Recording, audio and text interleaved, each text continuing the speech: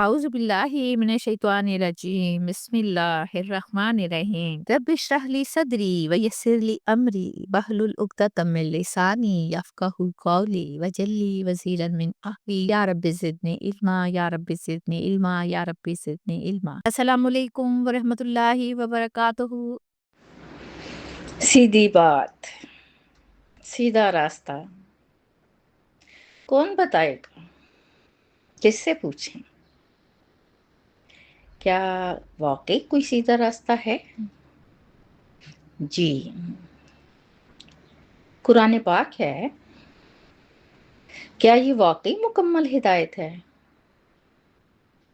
اسی کے بارے میں آج ہم پڑھیں گے۔ میرے پیارے بچے، شہزادے بچے، آپ سب کیسے ہیں؟ اللہ تعالیٰ آپ کے لیے آسانیاں فراہم کرے، آپ کو اپنے حفظ و امان میں رکھے، آپ کو داعی دین بنائے۔ اور میں جب کہتی ہوں کہ آپ داعی دین بنیں گے تو یقین جانیے میں سچ کہتی ہوں۔ میں اس لیے سچ کہتی ہوں کہ میں نے دیکھا ہے آپ کو سنتے ہوئے، آپ کو پڑھتے ہوئے۔ آئیے دیکھتے ہیں آج ہم نے کیا کرنا ہے۔ آج ہم سورۃ الکہف کریں گے انشاءاللہ۔ اعوذ باللہ من الشیطان الرجیم بسم اللہ الرحمن الرحیم۔ سورۃ الکہف کا قرآن پاک کی 18ویں سورت ہے۔ اس کی 110 آیات ہیں۔ یہ مکی سورت ہے۔ اس کا مرکزی پیغام ایمان، آزمائش اور اللہ پر بھروسہ ہے۔ اس میں اصحاب کہف کا قصہ بیان فرمایا گیا ہے۔ دو باغوں والے لوگوں کی مثال دی گئی ہے، اور حضرت موسیٰ علیہ السلام اور حضرت خضر علیہ السلام کا واقعہ بیان کیا گیا ہے۔ آئیے پڑھتے ہیں آیت نمبر 1۔ الحمدللہ الذی، سب تعریف اللہ کے لیے ہے جس نے انزلہ، نازل کیا، علی عبدہ الکتاب، اپنے بندے پر کتاب کو، ولم یجعل لہ عوجا، اور نہیں رکھی اس میں کوئی کمی۔ یہ پوری آیت قرآن پاک کے لیے ہے۔ الحمد، تمام تعریف، شکر و ثنا صرف اللہ تعالیٰ کے لیے ہے۔ تمام تعریفوں کی حقدار صرف اللہ تعالیٰ کی ذات ہے، کیونکہ تمام نعمتیں اسی کی عطا کرتا ہے۔ قرآن پاک کا نزول بھی ایک عظیم نعمت ہے، اس لیے سورت کا آغاز بھی الحمد سے کیا گیا۔ وہی خالق ہے، وہی مالک ہے، وہی رب ہے، تو ہر خوبی کا اصل سرچشمہ بھی تو اسی کی ذات ہونی چاہیے نا۔ وہ ذات جس نے اپنے بندے حضرت محمد صلی اللہ علیہ وآلہ وسلم پر اپنی کتاب یعنی قرآن پاک نازل فرمایا۔ اللہ تعالیٰ نے آپ صلی اللہ علیہ وسلم کو اپنا بندہ کہہ کر یاد فرمایا۔ اس سے معلوم ہوتا ہے کہ انسان اللہ کے نزدیک سب سے بلند مقام بندگی کا ہے۔ قرآن پاک وہ کتاب ہے جو انسان کو زندگی گزارنے کا راستہ بتاتی ہے، حق اور باطل میں فرق کرتی ہے، دنیا آخرت کی کامیابی کا ذریعہ ہے۔ غور کریں، ہمیں بار بار قرآن پاک پڑھنے کی، سمجھنے کی اور اس پر عمل کرنے کی تلقین کی جاتی ہے نا۔ آخر ہم کیوں پڑھیں؟ سوال ہے نا۔ لیکن یہ بتائیے کہ کیا ہم کلمہ پڑھ کر مکمل مسلمان ہیں؟ یا مسلمان کے گھر پیدا ہو کر ہم پورے مومن ہیں؟ مثال سے سمجھیں، آپ کو وکیل بننا ہے تو آپ لاء پڑھتے ہیں، آپ نے ڈاکٹر بننا ہے تو آپ میڈیکل میں چلے جاتے ہیں، استاد بننا ہے تو ماسٹر کر کے بی ایڈ کرتے ہیں۔ اسی طرح میرے پیارے بچے، مومن بننے کے لیے قرآن پاک کو پڑھنا ہے، سمجھنا ہے، عمل کرنا ہے۔ جیسے ہر کورس کے آپ پیپر دیتے ہیں نا، بالکل زندگی کی امتحان کو پاس کرنے کے لیے اس کو پاس کرنا ہے۔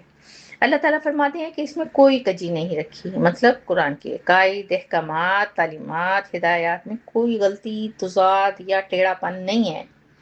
یہ ایک سیدھی، واضح اور کامل کتاب ہے جو انسان کو سیدھے راستے کی طرف رہنمائی کرتی ہے۔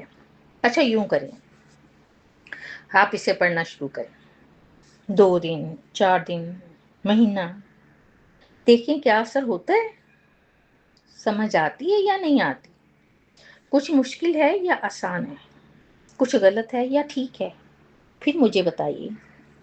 سورۃ الکہف کی آیت نمبر 2 پڑھتے ہیں۔ قیما لینذرا، بالکل سیدھی راہ کے بارے میں بتایا جا رہا ہے۔ تاکہ وہ ڈرائے باسن شدیدن سخت عذاب سے من لدنہ اس اللہ کی طرف سے ویبشرا اور وہ خوشخبری دے المومنین الذین ایمان والوں کو جو یعملون الصالحاتی نیک عمل کرتے ہیں ان لہم کہ بے شک ان کے لیے اجرا حسنا اچھا اجر ہے۔ اللہ سبحانہ وتعالیٰ خاص طور پر قرآن پاک کے بارے میں ہی فرما رہے ہیں کہ ایک سیدھی اور درست کتاب ہے۔ قرآن پاک کے نزول کے مقصد ہی یہی تھا کہ یہ دوسروں کو سیدھا راستہ دکھاتی ہے۔ قرآن پاک کو نازل کرنے کے لیے اللہ تعالیٰ نے 2 مقصد بیان فرمائے۔ پہلا مقصد کیا تھا؟ لوگوں کو عذاب سے خبردار کرنا تھا۔ اس سے کیا مراد ہے؟ دیکھیں، اللہ تعالیٰ نے انسان کو اختیار دیا ہے نا، عقل اور ہدایت بھی عطا فرمائی ہے، پھر انبیاء علیہ السلام اور کتابیں بھیج کر حق کا راستہ بھی واضح کر دیا۔ اب اگر کوئی شخص جان بوجھ کر حق کو رد کر دے، دوسروں پر ظلم کرے، ان کا حق غصب کرے اور اللہ کی نافرمانی پر اصرار کرے تو اسے اس کے انجام سے آگاہ کرنا ضروری ہے نا۔ قرآن پاک کا یہ خبردار کرنا اللہ کی رحمت ہے۔ جیسے ایک ماں اپنے بچے کو آگ سے بچانے کے لیے ڈراتی ہے نا، ایک استاد امتحان میں ناکامی کے نتائج بتاتا ہے، اسی طرح اللہ تعالیٰ انسانوں کو آخرت کے نقصان سے بچنے کے لیے پہلے ہی خبردار کر دیتے ہیں۔ اسی طرح قرآن پاک کا دوسرا مقصد ان لوگوں کو خوشخبری سنانا ہے جو نیک عمل کرتے ہیں اور ان کے لیے اچھا اجر ہے۔ قرآن پاک نیکی کرنے والوں کو امید، حوصلہ اور کامیابی کی بشارت دیتا ہے۔ دیکھیں، انسان صرف خوف سے تو زندگی نہیں گزار سکتا نا، اسے امید کی بھی ضرورت ہے۔ اس کے لیے قرآن پاک کا انداز یہ ہے کہ وہ خوف اور امید دونوں کو ساتھ لے کر چلتا ہے۔ مومنین سے مراد وہ لوگ جو اللہ، اس کے رسول، آخرت اور تمام بنیادی عقائد پر سچے دل سے ایمان رکھتے ہیں، لیکن ان کے ساتھ نیک اعمال کا ہونا ضروری ہے۔ اب نیک اعمال کیا ہیں؟ نماز، روزہ، والدین کی خدمت اور دوسرے نیک اعمال۔ اجر حسنہ سے مراد بہترین، خوبصورت اور اعلیٰ بدلہ۔ دیکھیں، جب انسان نیکی کے راستے پر چلتا ہے نا تو اسے مشکلات، آزمائشوں اور قربانیوں کا سامنا کرنا پڑتا ہے۔ ایسے وقت میں قرآن اسے یقین دلاتا ہے کہ تمہاری نیکی ضائع نہیں ہوگی، تمہارا ہر اچھا عمل، ہر آنسو، ہر قربانی، ہر صبر اللہ کے ہاں محفوظ ہے۔ یہی بشارت ہے جو انسان کے دل میں امید پیدا کرتی ہے، اس کے حوصلے کو مضبوط کرتی ہے اور اسے نیکی پر ثابت قدم رکھتی ہے۔ سورۃ الکہف کی آیت نمبر 3، 4، 5 پڑھتے ہیں کیونکہ یہ چھوٹی چھوٹی آیات ہیں۔ ماکثین رہنے والے ہیں فیہ ابداً، اس میں ہمیشہ ہمیشہ۔ نیکسٹ آیا ہے وَيُنذِرَ الَّذِينَ اور تاکہ وہ ڈرائے ان لوگوں کو قالوا جنہوں نے کہا اتخذ اللہ ولدا بنا رکھی ہے اللہ نے اولاد۔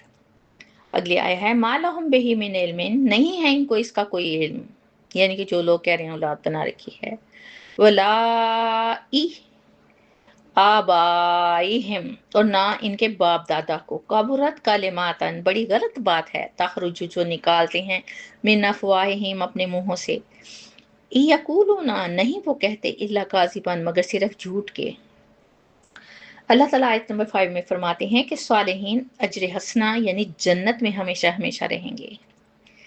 دیکھیں، دنیا کی ہر نعمت عارضی ہے، لیکن اللہ تعالیٰ کا آخرت میں دیا ہوا جو اجر ہے وہ دائمی ہوگا۔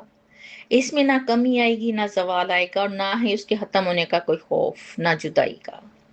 یہ صرف جنت میں داخلے کی بات نہیں ہو رہی، بلکہ ہمیشہ رہنے کی بات ہو رہی ہے، اور اس کے مقابلے میں دنیا کی تمام نعمتیں معمولی ہیں۔